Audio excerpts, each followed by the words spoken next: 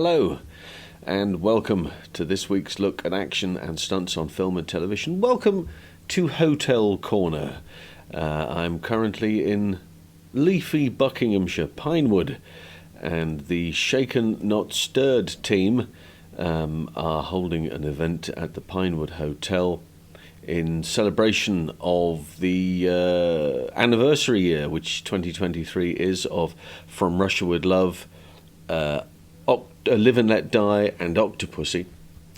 It's also Never Say Never Again's anniversary. You can't miss that if you're a full-on Bond fan. If you're an official Bond fan, you need to get out more. There is room in your back catalogue for two more movies, Casino Royale 67 and the joy that is Never Say Never Again, 1983, with Connery back as Bond. I was asked to come along and do a little bit of Q&A with two huge names from the stunt community who have put so much into the Bond movies over the last 50 years. I refer, of course, to Rocky Taylor and to Paul Weston. We did a little bit of thing in front of an audience, and this is how it went. Yes, I was fortunate enough to work with Rocky in the early days of the TV series like Adventures, Baron, Champions. He was already there because his father was a stunt person, and he was in there very young. Doing stunts. When he went off to do Monte Carlo bus, I became stage stunt double. So I'm very grateful that he left. But he did say he wanted to be good like me. I did, yes. He had a great style, so I copied him. So in those early days, talking about Pinewood just down the road there, but of course you will be very familiar with Roger as the Saint, and in the opening title sequences, the silhouette fights with an assailant. Rocky was that assailant, if you didn't already know. Well, of course, was silhouette work. The only problem is he gave me feet fees now for that. Didn't get repeated fees back in the 60s. But of course, from a Bond perspective, I mean, you guys have been working on all these pictures. What is it about Bond? What is it about Bond, Rocky, from an action perspective that makes these guys work? It's just one of the greatest movies of all time. And the action is The action just makes it, and you know, being stuntmen just makes you want to work hard. I think, right, Lord, nothing better than working. Is that my hearing aid? Nothing better than working on a Bond, I guarantee. I just hope they don't stop them. What's the key to the Bonds? You worked on a bunch of them. Why are they so successful from an actions perspective? I think the imagination of the writing and the direction, and the fact that they accepted so much action and paid for it all over the world. And we were very lucky in those early days to be part of that.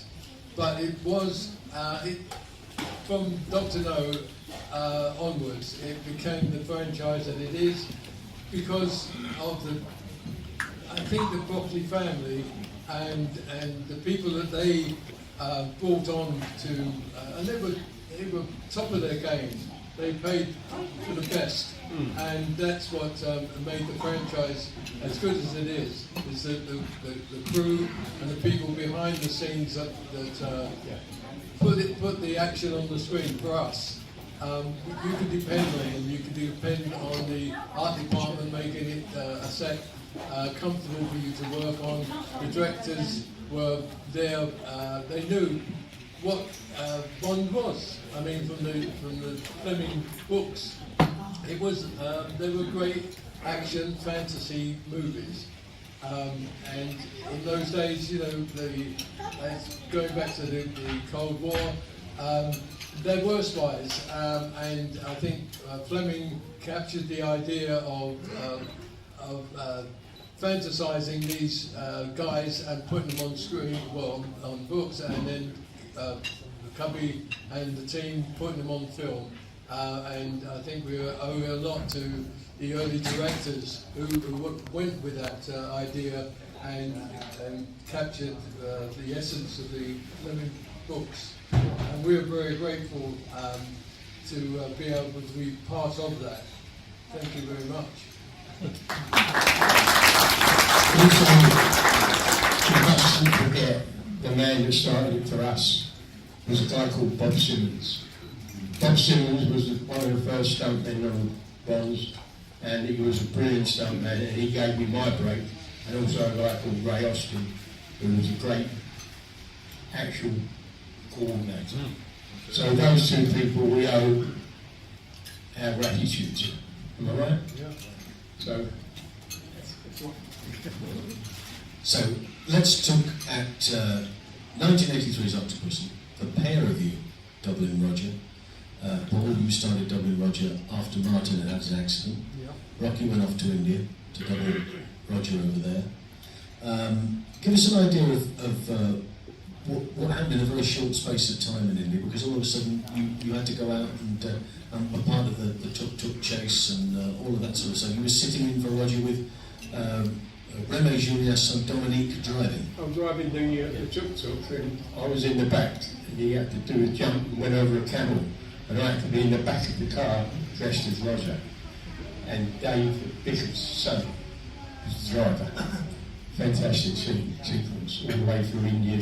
There were all the carts and food were going all over the floor, people jumping out of the way. It was marvellous, all down to, you know. From an editing point of view, on the train, the only way you can decipher between you and Martin is that your wig didn't fit quite as well. Am I right in saying? I thought I looked damn attractive. Yes, I didn't have the hair that Martin had, and so I had to wear a wig. Because my hair was black, I had lots of hair, but it was only black. So I had to wear this blonde wig, which in fact was great, running along the train towards the engine. And you've got a wind of 30 miles an hour coming towards you, and your hair stays flat down. When you turn around and go backwards, you've got the 30 miles an hour wind blowing up your backside, and my hair went up like a cockatoo. Every time I see it, I think, oh my God, that wig. But yeah, that's it was a great sequence to be part of, and having John make so much of it, I was so pleased to be able to take over, well, sadly from Martin, and be part again of the Bond family. But I was, I did a job ducking under the bridge, and just about got away with it.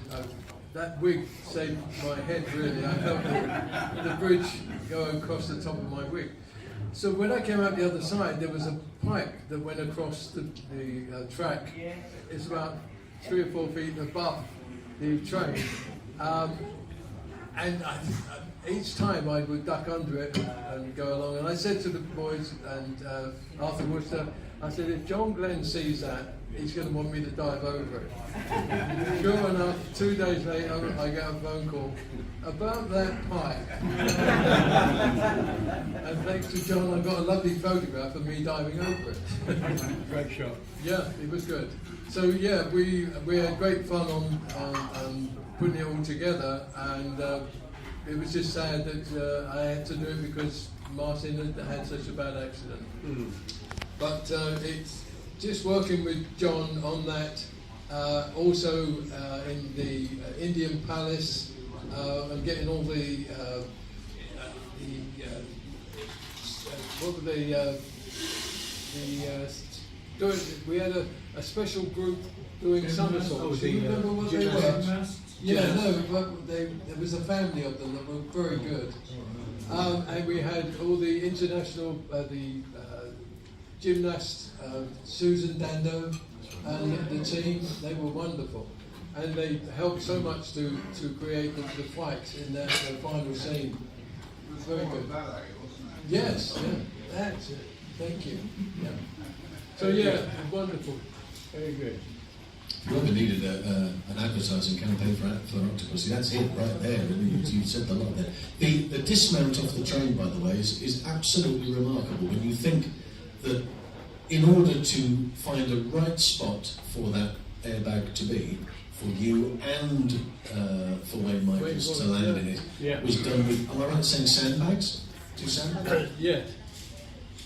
So when I was invited on it to do the fall off as well, Dickie Graydon had already, I think, done it with Wayne. I don't know what they only didn't quite work, but they had almost the length of the train. They had like 3 layers of boxes, cardboard boxes, about 5 or 6 wide, and some mattresses on top. And it's great to have that as a safety, but you only need the boxes you're going to fall into. So to achieve to find out exactly where it's going to be at 30 miles an hour, I got stood on the train with a sandbag, and as soon as I hit the first box, I let the sandbag go. And where that was landing is where we were going to land. So we decided where the camera was going to be, just on the other side of that sandbag, so that the 2 of us could fall into it. I take my hat off to Wayne Michaels because he had his back to the boxes. So he has to rely on me to say now, and I pushed him off, but he couldn't see any boxes at all. So he's going off in his mind, he's going off into space, and he had to trust me that I was going to lay him in the boxes. But to not fall on top of each other, I had to leave my toes on a fraction of a second longer than him, so I could overtake him. The movement of the train would take me just enough over the top of him, but we were close enough for John to get the cut in for us to land together, and was it David chased him into the woods. So yeah, that was it's a tricky number to do, but we landed right in front of the camera, and that's always best. Is action looks better coming towards camera than going away. So having the camera just on the other side of where the sandbag landed worked for me a treat. Oh, thank you. And you have that in writing. And in fact, David chased Rocky into the trees because That's right. Paul left the train. Yeah. And then there was a little roll down the bank, which was you. It was me, just jumping off the side of the You tree. were everywhere, you. And then rolled in, yeah. So, Double job. double jump, yeah, absolutely.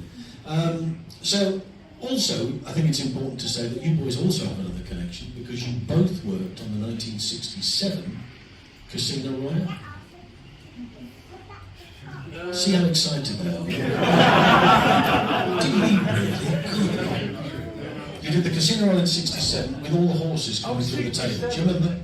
It's a long time ago. We were just children at the time. But yeah, the spoof Casino Royale. Yes, we both worked on that, didn't we? It went on forever. Yes. Yeah, that was great fun. My first burn on that, in terms of I played an Indian that was going around a tent, which was on fire, and my back cycle on fire. And I was, yes, that was with Pebbles. Pebbles? Yeah. Peter Brown. Yeah. Peter Brown. Peter Brown, yes. So yeah, it was a crazy shoot. I mean, the money they wasted on that, with bubbles and cowboys and Indians and Talmadge, wasn't it? Yeah. Talmadge was the director. Yeah, absolutely crazy. That's right, yeah, did a famous guy, Dick Talmadge. And the other thing going on, of course, in '83, and we have to mention this, is that you are the only stuntman to have doubled 2 bonds 2 bonds in 1 year. in the 1 year. Absolutely. Roger on Octopussy and Sean on Never say never. Tell people. Yeah, Because they've come here to find no, but I out mean, why? Because I went invited. What was the message that Roger said? Oh yeah, what is it? You remember? What was it? Roger said you can have my old stuntman then. That's what he said. Yeah, thank you. Yeah, I managed to do 2 bonds in 1 year, which is a bit of a feat. I don't think it'll happen again. Do you? No, I haven't thought so. 2 bonds in 1 year.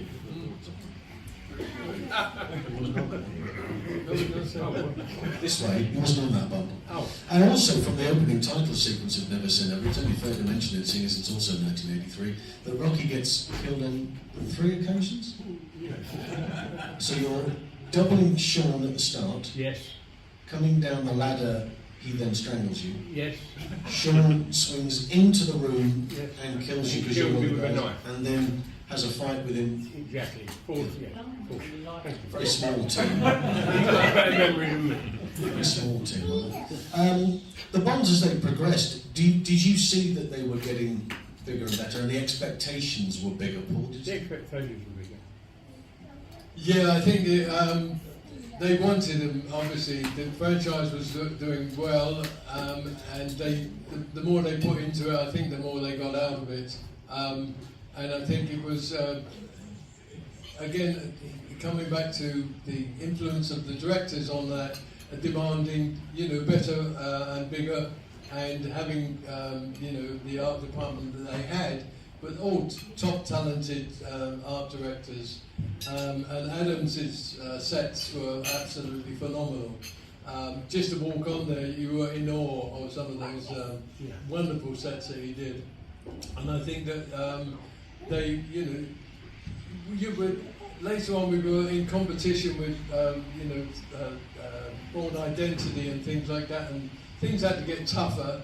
But I think that the franchise held it together, and I think it's surviving very well today. Yeah, absolutely.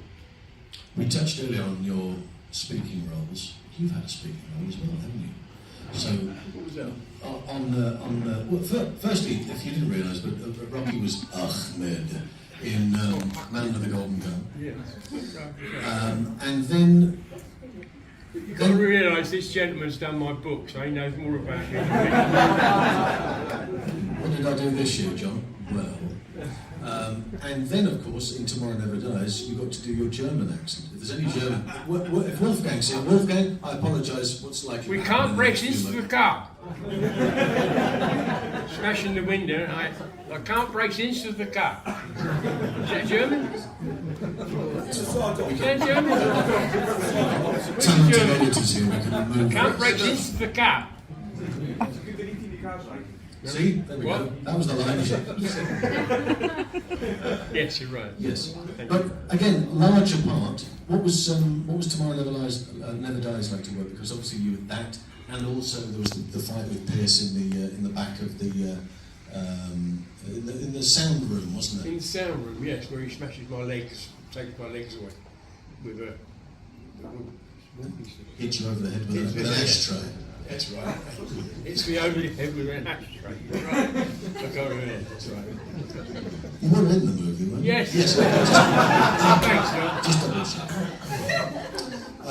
Yeah, that lovely moment in the background where there's all these instruments being thrown. Of course, it's a soundproof room and nobody can hear anything. And then Terry Plummer sat out the front drinking a coffee, and you come in crashing through the window. Through the window. Yeah, how did you do that? That was with Wayne, wasn't it? It was with Wayne, yeah. He throws me through it. Big glass window, and I have to go through it and land the other side. Get out. Next. I went through it.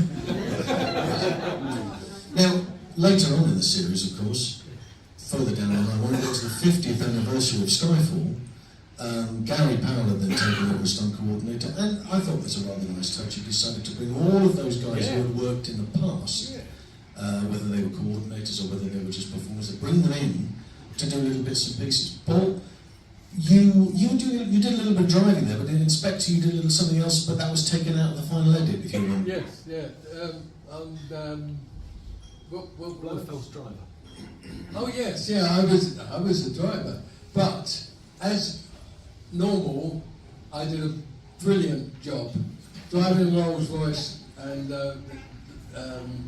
Blofeld's driver drove him around to the helicopter. I looked fantastic in the uniform, didn't I? I must have looked far too good, because John Glenn cut me out of the film. Thank you, John. I could have been a star. I was just going to say, the other bit that I've done in my life, which you all must remember, is the sugar puff advert. I am the sugar puff. The honey monster. The honey monster. He was the honey monster, if I know what it is. Who thought that you'd be coming here this afternoon and the honey monster would be immediately famous? You could have signed that.